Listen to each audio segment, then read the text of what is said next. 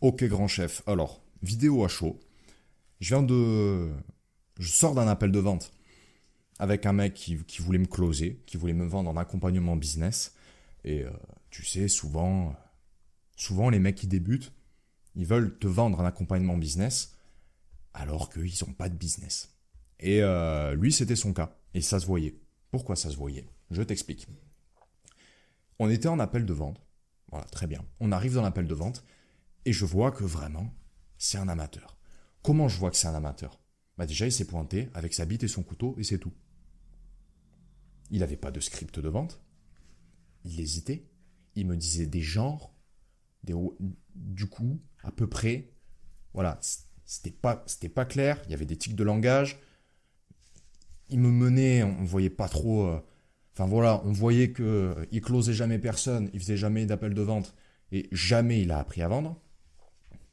Donc écoute, je l'écoute expliquer son truc et au bout d'un quart d'heure, il regarde mon compte, il veut me donner des conseils. Alors très bien, je prends et il me propose de se refaire un appel pour un deuxième appel où là il allait me recoacher et ensuite me proposer de me vendre quelque chose, son accompagnement du coup.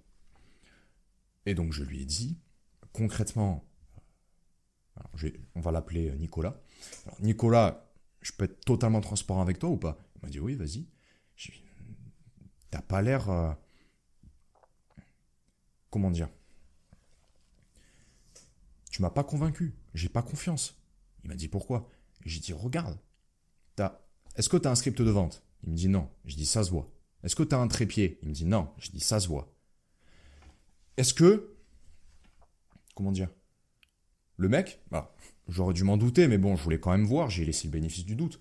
Le mec n'avait même pas de... Comment dire? Moi, j'ai un Calendly pour réserver mes appels découvertes. Alors moi, c'est pas des appels de vente, c'est des appels découvertes. Mais l'idée, à la fin, c'est la même. Je finis par te proposer de te vendre quelque chose. Voilà, la différence, je te l'expliquerai plus tard si ça t'intéresse. Le mec n'avait même pas de Calendly. On est passé par mon Calendly pour réserver son appel de vente. Bon.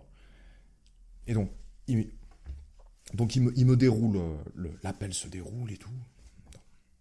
Voilà, et donc, la morale de l'histoire, alors, peut-être que s'il avait eu un trépied, s'il avait eu un micro, s'il avait eu un script de vente, s'il avait appris un jour la vente, bah là, peut-être que j'aurais acheté, peut-être.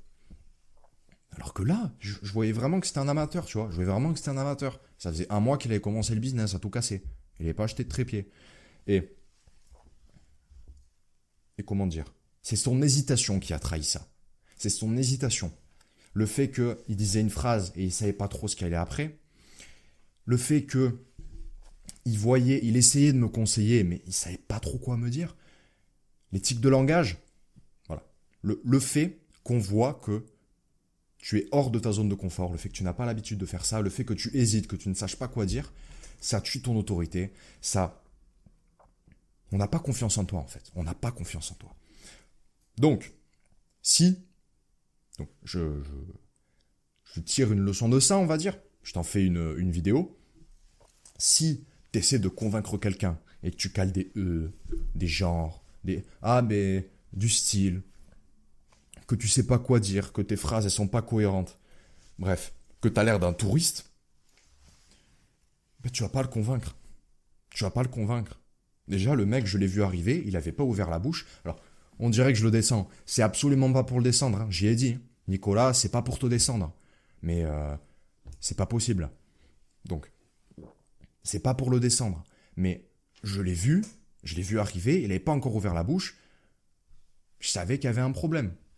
J'ai laissé le bénéfice du doute. Mais voilà, en fait, il n'y avait pas de doute. Et ça s'applique pour toi aussi. Si tu viens, par exemple, là dans quelques jours, je vais participer à un concours d'éloquence qui s'appelle 5 minutes pour convaincre. Si pour convaincre, je sais pas ce que je vais dire, je cale des des bah, des genres, je vais convaincre qui? Bon, peut-être des collégiens de 12 ans. Et encore, parce que j'ai un costume. Mais sinon, je vais convaincre personne.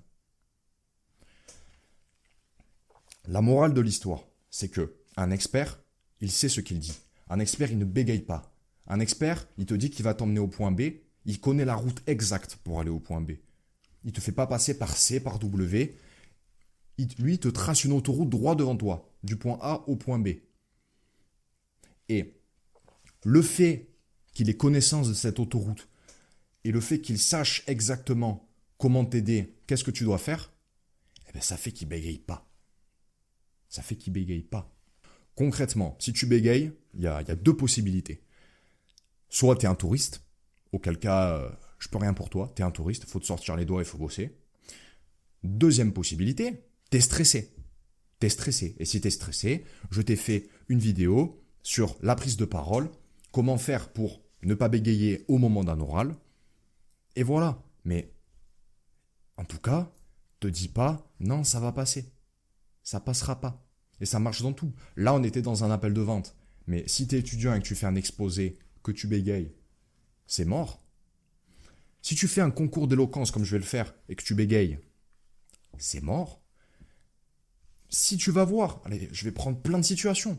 Si tu vas voir une fille dans la rue, voilà, que tu trouves belle, et que tu bégayes, bah t'es mort. Si tu... Voilà, en fait, les gens veulent écouter des experts. Les gens veulent écouter des gens compétents. Et si tu bégayes, tu passes pour un clown. Voilà. La seule chose que tu dois retenir de cette vidéo, c'est le bégaiement tue ton autorité, tue ton charisme, tue ta crédibilité.